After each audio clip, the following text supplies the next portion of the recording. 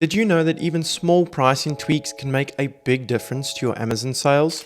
In this video, I will be revealing how strategic price adjustments can increase your clicks, your listing conversions, and ultimately bring more revenue in through your Amazon store. These techniques are all about influencing decisions and getting buyers to click and convert without a second thought. If you want to increase your sales by understanding what makes customers say yes, then you're in the right place. Let's dive in. This first strategy is the most common one, and it's something that you will see every single day, and especially in grocery stores. You never want to price your product at a whole number. So you don't want to list it as $20, $25, $30, etc. You always want to rather list at $19.99, $24.99, or $29.99. You can even do it at $24.49, anything like that. It just breaks up the price, so it doesn't seem like such a big number. Even though the difference is only 1 cent between $19.99 and $20, it makes a big difference to how the person perceives the value of the product. The second strategy is your list price and coupons. List price is one that sellers often sleep on because they don't think that it's necessary to add in. Your list price is very different to your selling price. If, for example, you're selling a product at $24.99, you can set your list price to be $29.99. That way, when someone looks at your listing, it will show a strike-through price of $29.99 and then the selling price of $24.99. You have not changed your selling price at all. You're still selling it for the exact same amount. However, the customer thinks that they are getting a $5 discount. In the same line, you can add a clippable coupon to your listing. The coupon will appear under the product title in Amazon search page, little green box, save 10%, save 20%. This can help to increase your click-through rate to your listing. But then once someone is on your listing, they have to clip that coupon to be able to redeem it. Oftentimes what we see is that customers will forget to clip that coupon. So you get them to the listing, you get them to add your product to their cart, and you get them to purchase it, and they end up buying it for the full price because they haven't clipped the coupon. Third strategy is to always offer free shipping. Now this will only really apply to FBM products because FBA products are always going to have free shipping. But when a customer is looking on Amazon, they don't want to pay shipping for anything. That's why they're on the platform in the first place.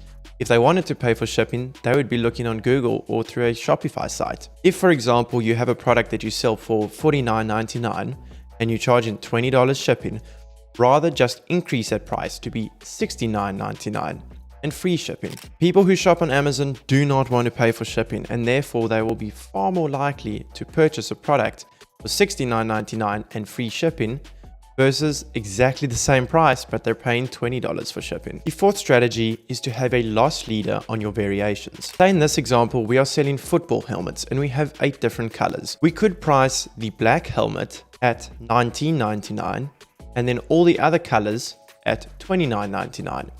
Because the black helmet is cheaper than all the competitors, we're going to get a lot of clicks onto our listing. But then once the people are on our listing, they see how great the product is, and then they decide that they want a different color. They don't actually want a black helmet. They want a red helmet. They want a green helmet.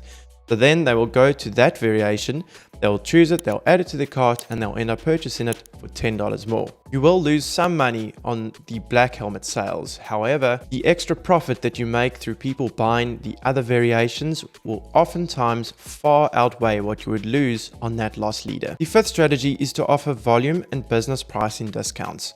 Here, you set a certain percentage off for the more units that a person buys. If they're buying 1 unit, they are paying full price, but if they're buying 5 units, they're getting a 10% discount. This incentivizes people to buy multiple products rather than just one. Yes, your profit margin is going to be a little bit lower, but you could be getting extra sales that you wouldn't have otherwise got. This is very efficient when you are selling a product that is tailored towards business buyers. Anything that can be used in an office or just in a business in general. Business buyers want to buy a good deal, and they'll most likely be buying in bulk as well. Who's just going to buy 1 pack of pens or 1 pack of paper? They're going to buy a whole case, 5, 6, 10 packs. So therefore, they want to make sure that they're getting the best price on the quantity that they are purchasing. Volume discounts can also work very well for food items. If you're selling a pack of jerky, you could set a volume discount at 3 packs. If a customer really likes your jerky, chances are they're going to come back They're not just going to buy one, they're going to buy three because they see that they are getting a 5% discount. Sixth strategy is to utilize product bundles. Now, this is available to you when you have inventory in at FBA and you're also brand registered. It allows you to bundle two products under the same brand together, even if they are not a physical bundle. Amazon just lets the customer purchase the virtual bundle, and both of those products are shipped out at the same time to the customer. This is great for when you have overstock and you really want to move a product quickly. You can bundle a slow seller with a fast seller, therefore selling both of them at the same time and utilizing the traffic that the fast seller is getting to help move some of that dead stock. It also gives the buyer a feeling that they are getting a lot of value for what they are paying for. This can greatly increase your conversions and your average order value by offering both convenience and savings. The seventh strategy is subscribe and save. Now, this program is on an invite-only basis from Amazon. Amazon decides whether your product qualifies for it or not. But once you're in the subscribe and save program, you can set up discounts for your product. So say for example, you're selling coffee beans that has a buy now price of 1 unit for $15.99, but your subscribe and save is set at $13.99. A lot of people will just sign up to subscribe and save because they get it for a lower price. Now, I know what you're thinking. People are just going to abuse that and sign up for subscribe and save to get the cheaper price, but then they're going to cancel it straight away. And yes, that will happen sometimes, but quite often, the person who signs up for it just for the lower price, they will forget to cancel it straight away and they will be charged one more time for another shipment. Many people, if they like the product, they won't cancel it, and you just get those repeat orders every single month or every single week that keep on coming in.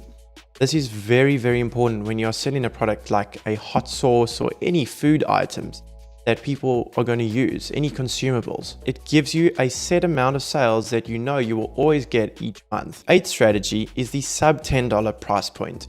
This one really works on the customer psychology, as anything over $10 tends to feel like a much bigger commitment and therefore requires them to think about the purchasing decision a lot more.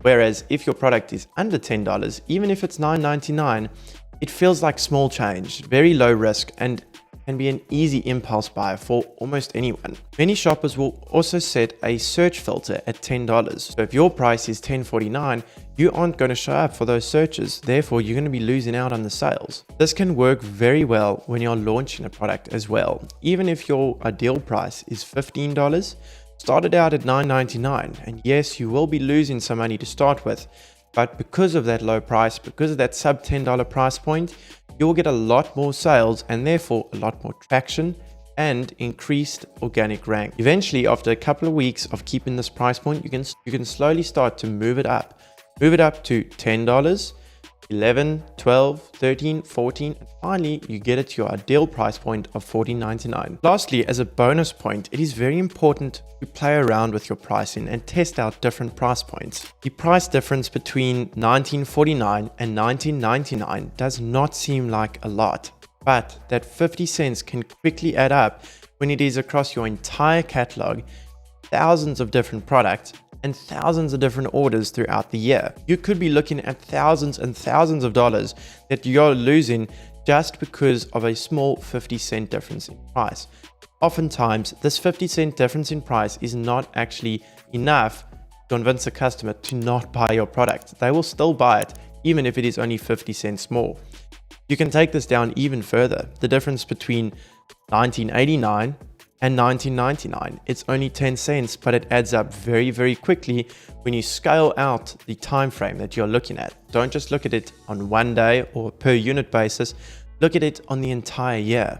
How much extra money could you be making if you just changed your price by 10 cents? Probably quite a lot. There you have it, pricing tricks that can make a massive difference in your Amazon sales. From psychological pricing to strategic discounts, bundling, and using that all-important $10 barrier, these small tweaks can have a big impact on your bottom line. Remember, it's not just about lowering prices, it's about finding that sweet spot that makes your product irresistible to customers.